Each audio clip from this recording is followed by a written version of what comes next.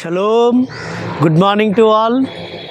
అనుదినము కూడా పరమ తండ్రి ఇచ్చిన ఆ యొక్క వాక్యం అనే జీవాహారం చేత ఆత్మీయంగా బలాన్ని పొందుకుంటున్నాం కదా పరమ తండ్రి బిడ్డలారా, ఎంత ధన్యత. ఈ దినం కూడా అనుదిన కృపలో వస్తున్న లేఖన భాగము మనం చూసుకుందాం.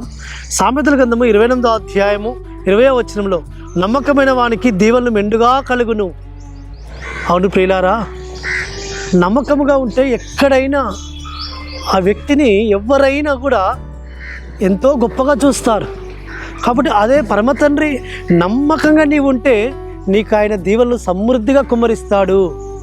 కాబట్టి నమ్మకస్తులైన వారిని పరమ తండ్రి కనిపెడుతున్నాడు. కాబట్టి నమ్మకస్తులకే గృహ నిర్వాహకత్వం అప్పగిస్తారు. నమ్మకస్తులైన వారిని ఈ లోకంలో బాధ్యతలలో, ఉన్నతమైన బాధ్యతలలో పెట్టుకుంటారు. కాబట్టి ఈ లోకంలో నమ్మకస్తులకు పరమ తండ్రి ఉన్నతమైన ఆశీర్వాదాలు కుమ్మరిస్తానంటున్నాడు. కాబట్టి ఎవరైతే ఆయన ఆజ్ఞలు గైకొన్న విషయంలో, ఆయన మార్గం నడిచే విషయంలో, ఆయన ఆరాధించే విషయంలో, ఆయన గణపరిచే విషయంలో, ఆయనకి ఇష్టంగా జీవించే విషయంలో ఎవరైతే ఆయనకు నమ్మకంగా ఉంటారో వారిని పరమ తండ్రి ఆశీర్వదిస్తాడు, దీవిస్తాడు, వారిని మేలుతో నింపుతాడు సుమా. కాబట్టి మోషే ఆయన ఇల్లంతట్లో నమ్మకంగా ఉంటూ వచ్చాడు.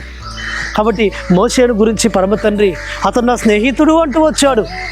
అతడు ఎంతో నా యొక్క భూమి మీద సాత్వికుడు, నాకు ఇష్టకుడు అంటూ వచ్చాడు. కాబట్టి మోషేను గురించి పరమ తండ్రి మాట్లాడుతూ వచ్చాడు, పరమ తండ్రి సాక్ష్యం ఇస్తూ వచ్చాడు. ఎందుకంటే మోషే ఆ పరమ తండ్రి అప్పగించిన బాధ్యతను నమ్మకంగా జరిగించుకుంటూ వెళుతూ వచ్చాడు.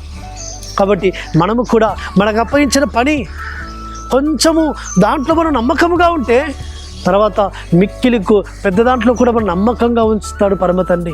నమ్మకంగా ఉండేటట్టు సాయం చేస్తాడు ఆయన. కాబట్టి కొంచెంలో నమ్మకంగా ఉండేవాడు పెద్ద దాంట్లో కూడా నమ్మకంగా ఉంటారట. కాబట్టి ఈ లోకంలో పరమ తండ్రి నమ్మకస్తులైన వారిని ఆయన ఇంట నివసించడానికి కొరకు ఆయన కనిపెడుతున్నాడు. కాబట్టి ఆయన ఇంట్లో మనం నివాసం చేయాలంటే నమ్మకముగా ఉండాలి సుమా. నమ్మకముగా మనం ఆయన సేవించాలి, నమ్మకముగా ఆయన ఆజ్ఞలు గైకొనాలి, నమ్మకముగా ఆయన మహేపరచాలి. కాబట్టి మనం నమ్మకత్వాన్ని చూస్తున్నాడు పరమ తండ్రి. ఆ నమ్మకాన్ని మనం కనపరుద్దాం. అటు విధంగా పరిశుద్ధాత్మను మనం సంతోషపెడదాం, పరిశుద్ధాత్మకి ఇష్టంగా మనం జీవిస్తాం. ఆ పరిశుద్ధాత్మ తండ్రి మనల్ని ఆయన తన దీవెనతో సమృద్ధిగా కుమ్మరిస్తాడు. అటు విధంగా మనం నడుచుకుందాం. పరలోకందున మా తండ్రి సర్వోన్నత జీవాధిపతి, నమ్మకస్తులకు అయ్యా సమృద్ధిగా దీవెనలు మెండుగా కుమ్మరిస్తారని వాగ్దానం ఇచ్చినారు. ఆ దీవెనలు మేము పొందుకున్నట్లుగా నమ్మకములకు సాయం చేయమని ప్రార్థిస్తూ మారక్షకుడు విమోచకుడు నజరేయుడైన యెహోవామిషియా అతి పరిశుద్ధమైన నామమున స్తుతించి ప్రార్థించి వేడుకుంటున్నాము తండ్రి, ఆమేన్. సర్వోన్నతుడు సర్వాధికారి జీవాధిపతిని యెహోవామిషియా కృప కనికరము నిరంతరం తోడుగా ఉండి ఆయన మనల్ని బలపరిచి నడిపించును గాక, ఆమేన్.